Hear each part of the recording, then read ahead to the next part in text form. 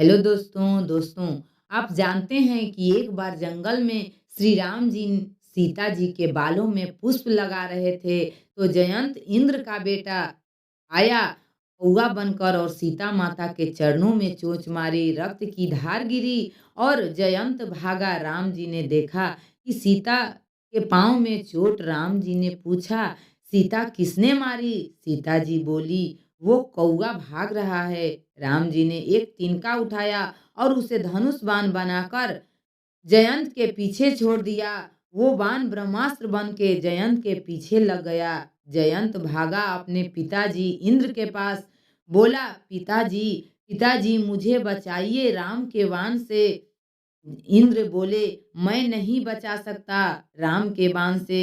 जयंत ब्रह्मा जी के पास गया और बोला, ब्रह्मा जी बचाइए। ब्रह्मा जी बोले, नहीं, मैं नहीं बचाऊंगा राम के बाण से, कौन तुम्हें बचाए? फिर जयंत शंकर जी के पास गया। शंकर जी ने कहा, राम के बाण से कौन बचाए, जा मर। एक सीता माता के पाँव में चोंच क्या मारी, अपना बाण पीछे लगा दिया। और दोस्तों, रावण पूरी की पूरी सीता को लेके भाग गया। तो राम जी ने बाण क्यों नहीं चलाया रावण के लिए? अब दोस्तों, जयंत ने बाद में सीता माता के चरणों में माफी मांगी और उन्हें श्री राम भगवान ने माफ भी किया। दोस्तों, सीता जी अशोक वाटिका में रो रही हैं। किसी ने पूछा कि सीता जी क्यों रो रही हैं?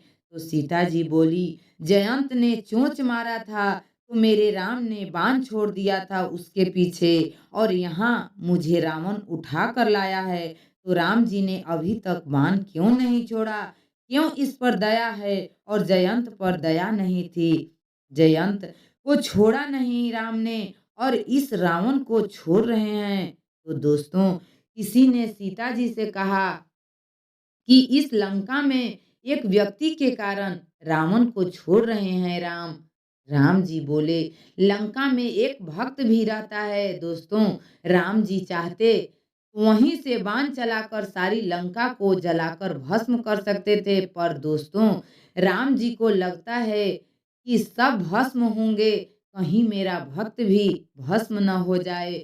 और दोस्तों, वो भक्त है विभीषण, और वो उसकी रक्षा के लिए राम ने अभी तक इसे जिंदा रखा है। दोस्तों, सीता माता तो पतिव्रता नारी हैं, वो तो परम शक्ति हैं। राधा सीता एक हैं, ये सृष्टि के आधार हैं।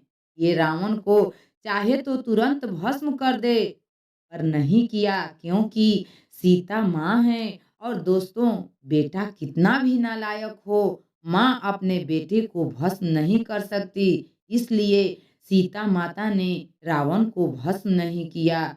और दोस्तों, रही बात बाण का, तो राम जी ने बाण छोड़ा है और वो बाण है हनुमान जी।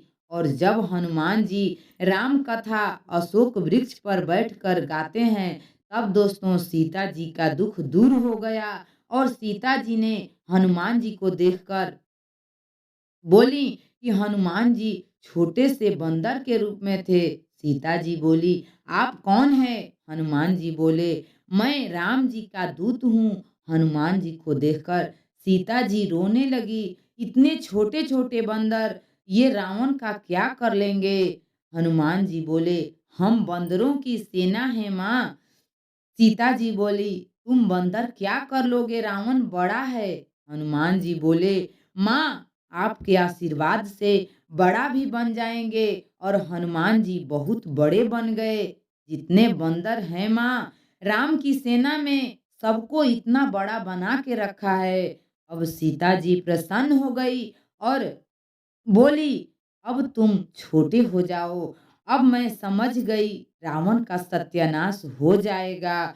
और अब दोस्तों, सीता माता ने हनुमान जी को अजर अमर होने का आशीर्वाद दिया। दोस्तों, इस दुनिया का बेटा अब अमर हो जाएगा जब वो अपनी माँ का दुख दूर करेगा।